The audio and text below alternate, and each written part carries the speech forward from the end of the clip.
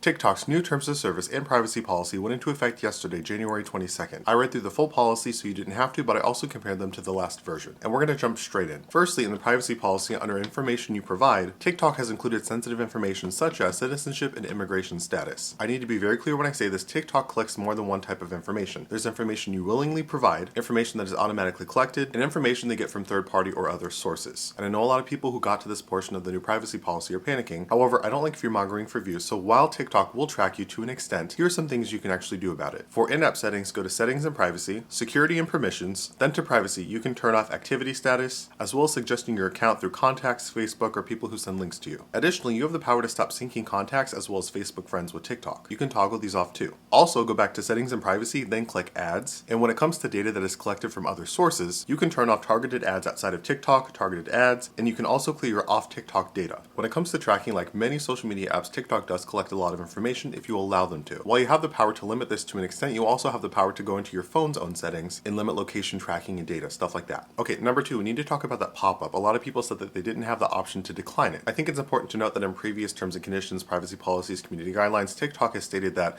the continued use of TikTok does count as your agreement to the terms and conditions or any of the policies. So even if you didn't agree with it and you continue to use the app, you're signaling to TikTok that you agree with these terms. Thirdly, before we get to the AI section, we need to talk about things that a lot of people genuinely don't know about TikTok when it comes to how they can treat your account. This goes for people who are educators, political commentators, monetized accounts, and people who are posting nuanced, very complex discussions that can be sensitive or flagged in the system. Okay, in the Terms of Service section 5.2, TikTok USDS joint venture rights, like the previous terms, they do state we reserve the right at any time and without prior notice to ban or suspend your account or restrict access to features on the platform at our sole discretion. Additionally, if they previously banned or suspended your account and you make other accounts, they are fully in the right to suspend or ban those accounts. While the process to appeal may be there, it's not necessarily guaranteed. Number 4, using generative AI features. This is section 3.10 of the new TikTok Terms of Service. Like many other new beefed up sections in this new Terms of Service, TikTok is essentially codifying what they've already been doing behind the scenes on the Terms of Service, community guidelines. They're basically just setting the terms in stone, and they're letting you know that in the future we may be updating or adding different features when it comes to generative AI, and that you have many responsibilities when it comes to using generative AI features, like not claiming that it's real when it is in fact generated, but also making sure that you're not producing any output that is inappropriate or that's going to violate any of these terms or guidelines. And lastly, section 3.6, it's important to note that, quote, we may remove or restrict access to any content, including yours, whether publicly or privately posted, for any reason. Now, this provision is not necessarily new. In fact, they've been doing this for quite a while before the TikTok USDS joint venture. And like other apps a little bit farther up in this policy, TikTok does have a very broad license when it comes to your content, how they're going to take your content and display it, but also possibly train AI with it, depending on the features that you use, but also the settings that you engage with. Also, there was a lot of chatter about section 3.2. You may revoke, reclaim, or reassign the username of your account in certain circumstances, such as when you're inactive for 180 days, or your username violates terms and conditions, privacy policy, community guidelines, stuff like that. I'm 99% sure that this was an internal policy that they're just making a public policy right now, or just telling you outright. Now, I know I didn't get to everything and there is so much more that has changed in these policies. However, if you have any questions, please feel free to sound off in the comments below. I'm sure I'm going to be doing a few more parts on this, but also looking deeper into the investors and the companies that TikTok just posted when it comes to the consortium of investors. So I'm going to be doing my due diligence behind the scenes and looking through every one of these companies. Okay, thanks for watching, and again, sound off in the comments below if you have any questions.